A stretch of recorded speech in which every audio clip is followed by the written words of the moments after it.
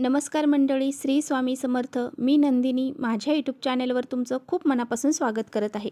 तुमच्या मनातील सर्व चांगल्या इच्छा स्वामी महाराज पूर्ण करो ही स्वामींच्या चरणी प्रार्थना करते आणि आजच्या या नवीन व्हिडिओला सुरुवात करते. तर उद्या वार आहे बुधवार आणि दिनांक आहे 28 फेब्रुवारी. या दिवशी आलेले आहे माघ कृष्ण पक्षातील संकष्टी चतुर्थी. तर महिन्यामध्ये 2 चतुर्थ्या येत असतात, एक संकष्टी चतुर्थी आणि एक विनायक चतुर्थी. तर विनायक चतुर्थी शुक्ल पक्षामध्ये येते आणि संकष्टी चतुर्थी कृष्ण पक्षामध्ये येते. तर ह्या दोन्हीही चतुर्थ्या ज्या आहेत तर त्या गणपती बाप्पांना समर्पित आहेत. त्यामुळे आपल्याला या दिवशी गणपती बाप्पांची पूजा उपासना करायची आहे आणि त्यांची पंचोपचार पूजा करून त्यांना गोडाधोडाचा नैवेद्य म्हणजे त्यांना गुळ खोबऱ्याचा नैवेद्य अर्पण करायचा आहे. त्यांच्या आवडत्या ज्या वस्तू आहेत त्या त्यांना अर्पण करायच्या. आपल्या हिंदू धर्मामध्ये चतुर्थीला विशेष महत्त्व हे दिलं जातं. असं म्हटलं जातं संकष्टी चतुर्थीच्या दिवशी भगवान गणपतीने आपल्या आई वडील म्हणजे माता पार्वती आणि महादेव यांच्या भोवती प्रदक्षिणा घातल्या होत्या, म्हणून या चतुर्थीला विशेष महत्त्व हे दिलं जातं. चतुर्थीचे व्रत मुलांच्या दीर्घ आयुष्यासाठी आणि त्यांची प्रकृती चांगली राहावी यासाठी केलं जातं. ज्यांना मूलबाळ होत नाही ते सुद्धा चतुर्थीचं व्रत हे करत असतात आणि त्यांना संतान प्राप्तीचं सुख हे प्राप्त होतं. त्याचबरोबर ज्या गर्भवती महिला आहेत त्या देखील या गणेश चतुर्थीचं व्रत हे करत असतात. तसेच या दिवशी काही उपाय देखील केले जातात. त्यामुळेच बघा आपल्याला संध्याकाळी असा हा एक उपाय करायचा आहे. घरातून अशी ही एक वस्तू घराच्या बाहेर फेकायची आहे, ज्यामुळे आपल्या 7 पिढ्यांचे दारिद्र्य नष्ट होईल. आपल्या घराची, मुलांची, पतीची खूप सारी प्रगती होईल. आपल्या घरामध्ये काही इडापिडा असेल, काही संकट, अडचणी, दोष लागलेले असतील, नकारात्मकता असेल ती सुद्धा दूर होऊन जाईल आणि आपल्या घराची प्रगती होईल. असा हा एक उपाय आपल्याला संकष्टी चतुर्थीच्या दिवशी करायचा आहे. सांगितल्याप्रमाणे आज जी चतुर्थी आलेली आहे ती अतिशय प्रभावशाली आणि अगदी महत्त्वाची आहे. या दिवशी बुधवार आहे आणि त्याचबरोबर चतुर्थी देखील आहे. त्यामुळे हे दोन्हीही गणपती बाप्पांना समर्पित आहेत. त्यामुळे हा दिवस अत्यंत महत्त्वाचा मानला जातो. त्यामुळे पहा, गणपती बाप्पांना आपल्याला पंचोपचार पूजा करायची आहे. त्यांच्यावरती पाण्याने त्याचबरोबर पंचामृताने अभिषेक घालायचा आहे.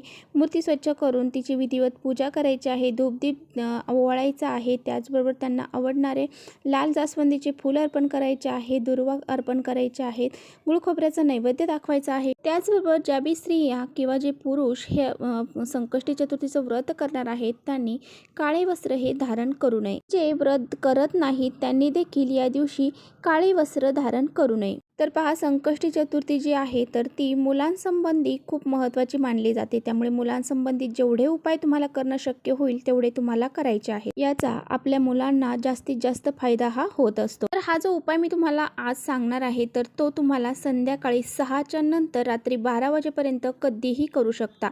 बघा, हा उपाय आपल्याला आपल्या घरातील नकारात्मकता, वाईट शक्ती, दोष दूर करण्यासाठी करायचा आहे. हे दोष अडचणी दूर झाल्या की आपल्या घराची, मुलांची, पतीची खूप सारी प्रगती होईल. आपल्या घरामध्ये जर नकारात्मकता वाढली तर आपल्या घरामध्ये अनेक प्रकारच्या अडचणी येतात, जसं की आजारपण, भांडणे, कलह, त्याचबरोबर महत्त्वाची कामे पूर्ण न होणं इत्यादी अनेक प्रकारच्या अडचणी आपल्याला येत राहतात. बऱ्याच वेळा आपल्या घरामध्ये पहा, जी नकारात्मक ऊर्जा निर्माण होते तर ती फक्त बाहेरच्या लोकांमुळेच होते असं अजिबात नाही.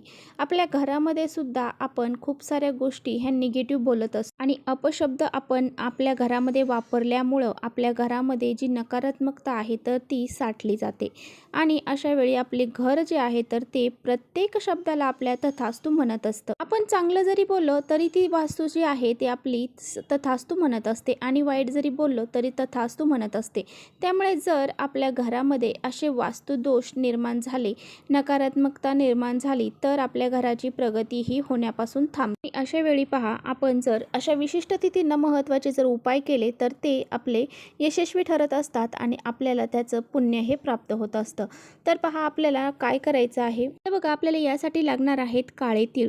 तर काळे तीळ आपल्याला घ्यायचे आहेत. त्याचबरोबर आपल्याला घ्यायचे आहेत 5 लवंग, 5 वेलची आणि खडं मीठ देखील आपल्याला लागणार आहे. आणि त्याचबरोबर अख्ख्या 7 लाल मिरच्या ज्या असतात ना, देठ असणाऱ्या, त्या आपल्याला घ्यायच्या आहेत. तुमच्याकडे लाल मिरच्या नसतील तर हिरव्या मिरच्या घेतल्या तरी चालेल, परंतु देठ असणाऱ्या घ्यायच्या आहेत. त्याचबरोबर आपल्याला पिवळी मोहरी लागणार आहे आणि पिवळी मोहरी आपल्याकडे नसेल तर तुम्ही काळी मोहरी घेतली तरी चालेल. आणि ह्या सर्व वस्तू आपल्याला एका प्लेटमध्ये घ्यायच्या आहेत किंवा तुम्ही हातामध्ये घेतल्या तरी चालेल.